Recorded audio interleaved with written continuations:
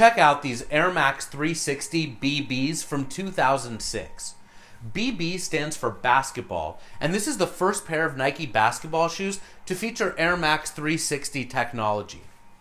You'll recall that in 2006, Nike introduced the Air Max 360 running shoe as a part of the History of Air pack. That pack celebrated the history of Nike Air from the Air Max 1 all the way to 360 degrees of air. And then shortly after introducing the 360 runner, Nike introduced this pair of 360 basketball shoes in hoop orange. These shoes cost $160, and they caught my attention right away in 2006. Not only because they're bright orange, and orange is the color of Nike, but because they were the first colorway to feature this new technology, and that's usually always something cool, like the OG color of a new technology. Anyway, it's pretty common for Nike to introduce a technology in a running shoe and then put it on a basketball shoe. And go back to the original Air Max from 1987, and a year later in 1988, Nike put visible air on the Revolution and the Air Jordan 3.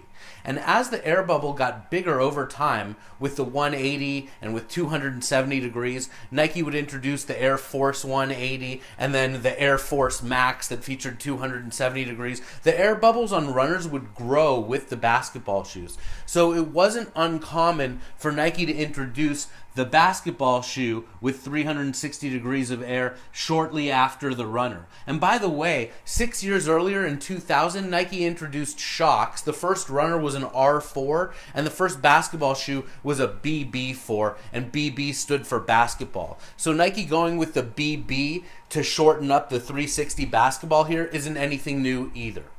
This pair of shoes is super duper cool. It was worn by Amari Stoudemire, and he was playing with the Phoenix Suns, so this colorway matched his jersey perfectly. Have a look at the midsole. That was like the really big innovation on this shoe. Nike was able to eliminate all of the foam in the midsole with these new 360 degrees of air midsoles that feature nothing but plastic on here. That was a big upgrade. And these midsoles and outsoles lasted all the way until 2009, when Nike introduced an even better air bubble that pretty much eliminated all the plastic, and then it was nothing but air. But from 06 to 08 until the Air Max 2009, this was where it was at. And remember, going all the way back to the origins of the Air Max, it was always about getting the most air, the biggest air bubble. And so when these came out, they were amazing. Of course, they ended up hitting the outlets. And this shoe right here was a very big hit for me on eBay as a reseller. Originally, they hit the outlets at $100, but I used to make all my money by buying shoes that have been at the outlets for a while and that get marked down over time. Eventually, these 360 basketball shoes got marked down to $49.99 in at least 5 different colors. And then the 180 basketball shoes that we spoke about earlier were marked down to $39.99. I remember like it was yesterday. It was Labor Day of 2007, and there was power hours at the Nike outlet. And what that meant was for certain hours during the day, there were crazy sales. And at this time, they took an additional 20% off of all the basketball shoes between 10 a.m. and noon. And I round up all my friends, and we drove down to the outlet. I had like 6 or 8 people with me, and I actually rented a U-Haul to do this. I told the Nike store what I was going to be doing and that I needed help.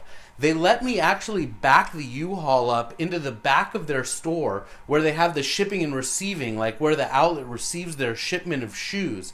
And after purchasing 1,200 pairs, you heard me right, 1,200 pairs of Air Max 360 and 180 basketball shoes, half the staff of the store was wheeling them out the back into my U-Haul with dollies. And I was just sitting there watching this like I could not believe this was happening.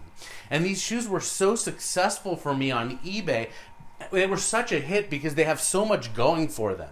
For one thing, the 360 at the time was the most technology that you could have in an Air Max shoe. And that's something that you could really market online. Like, there's a big perceived value for this shoe when you're telling people, hey, this thing retails for $160. It's got full visible air. It's being worn by Amari Stoudemire. People are all over it. And when you're buying it for $40, which is what it came to after the 20% off, I was selling these things for like $100 all day, satisfying customers all over the world. And then I would sell the 180s for like $70. And same thing. I mean, I'm going in and buying those shoes for $32. It was ridiculous. But I just remember being so strategic and buying all of these shoes at the right time when they had been marked down enough and then when the sale was right. You'll notice that scattered all around them are my old business cards. Here, I'll show you one of those up close. You can see at the time my eBay user ID was Authentic Sneaker Power Seller. I've had a lot of different eBay user IDs over the year. It's all been the same account. Originally, when I got started, I set up my eBay screen name and I was just Jordy Geller. And then I decided to distance myself from the business and try to create a business that was different from just my name. And I changed it to Nikes on eBay.